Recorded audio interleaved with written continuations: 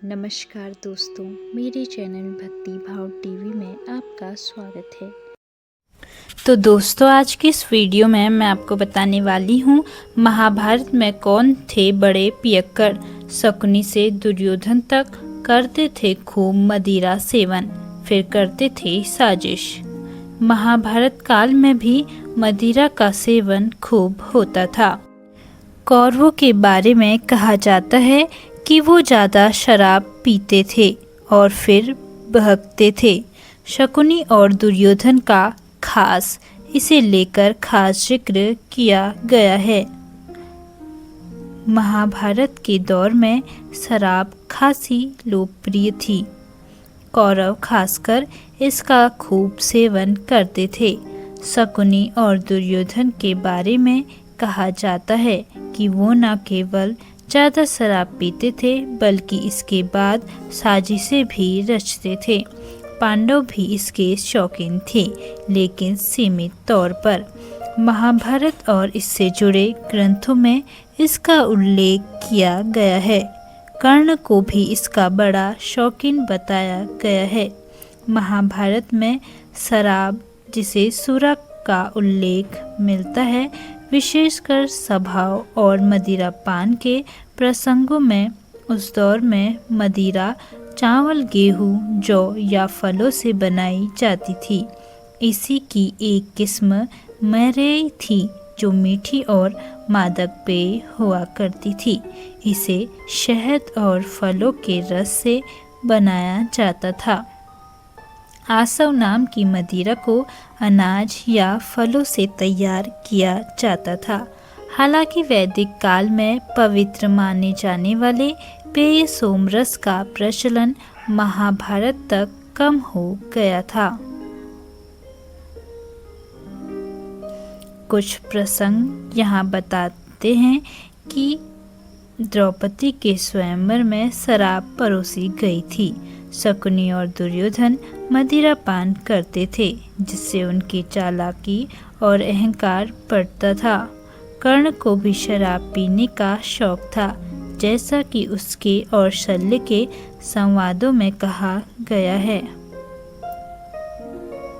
शकुनी सबसे बड़ा पियक्कड़, दुर्योधन भी कम नहीं। महाभारत में शराब यानी सुरा का उल्लेख कई जगहों पर हुआ है। कुछ पात्र नियमित रूप से मदिरा पान करते थे। शकुनी को महाभारत का सबसे बड़ा शराब प्रेमी माना जा सकता है। वह चालाक भी था। अक्सर मदिरा के नशे में दुर्योधन को गलत सलाह देता था।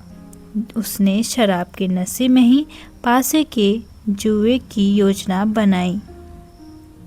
मदिरा के प्रभाव में अहंकारी निर्णय लेता था।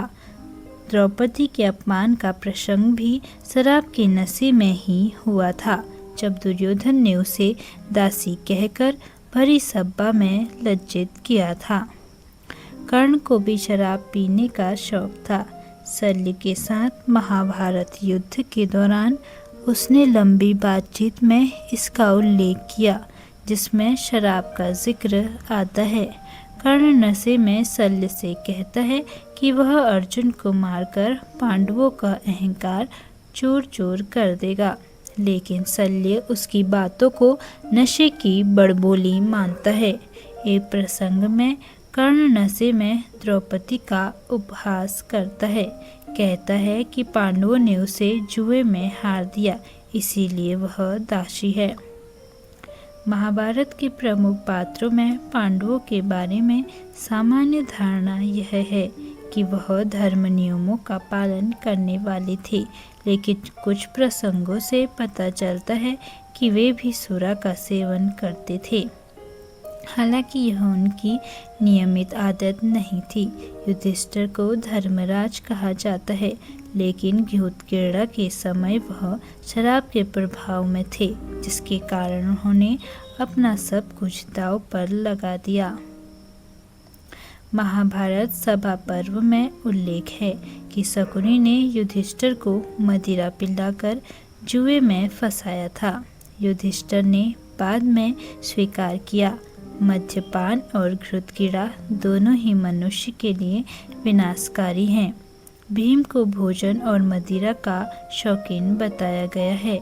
विराट पर्व में जब भीम ने कीचक का वध किया तब उसने कीचक के महल में रखी शराब भी पी थी।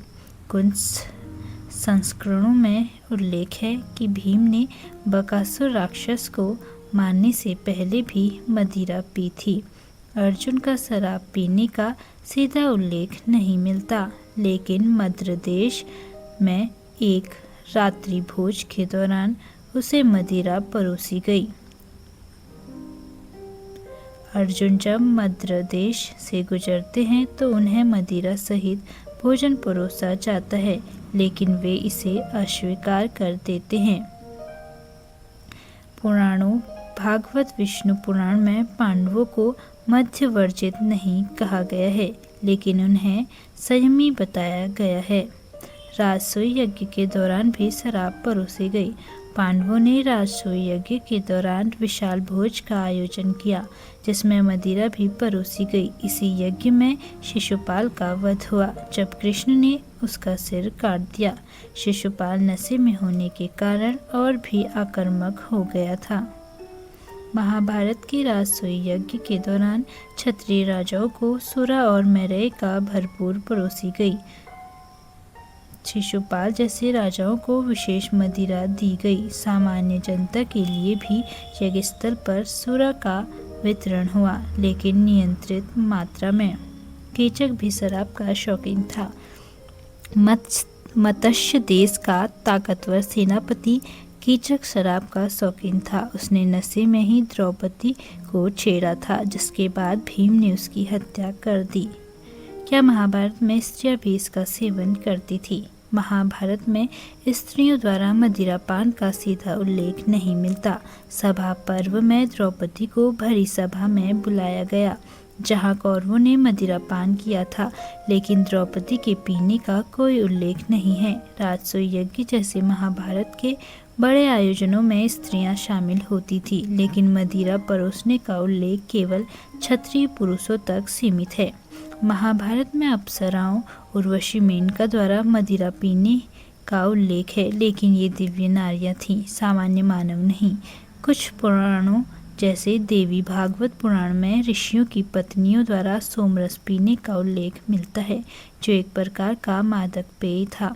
हालांकि यह वैदिक काल से जुड़ा है, महाभारत काल से नहीं। महाभारत के शांति पर्व अध्याय 167 में भीष्म युधिष्ठिर को बताते हैं कि स्त्रियों का मद्यपान समाज में अशुभ माना जाता है, लेकिन साधारण गृहिणियों के लिए इसे निषिद्ध बताया गया। ग्रीक इतिहासकार मेगस्थनीज ने भारत के अपने विवरण में लिखा कि भारतीय स्त्रियां सुरा नहीं पीती। तो दोस्तों, कैसी लगी आपको यह वीडियो? कमेंट करके ज़रूर बताएं, और ऐसे ही बहुत सारी कहानियों, कथाओं और जानकारियों को सुनने के लिए मेरे चैनल को सब्सक्राइब करें। और आप इस वीडियो को कहां से देख रहे हैं, कमेंट बॉक्स में ज़रूर लिखें। धन्यवाद।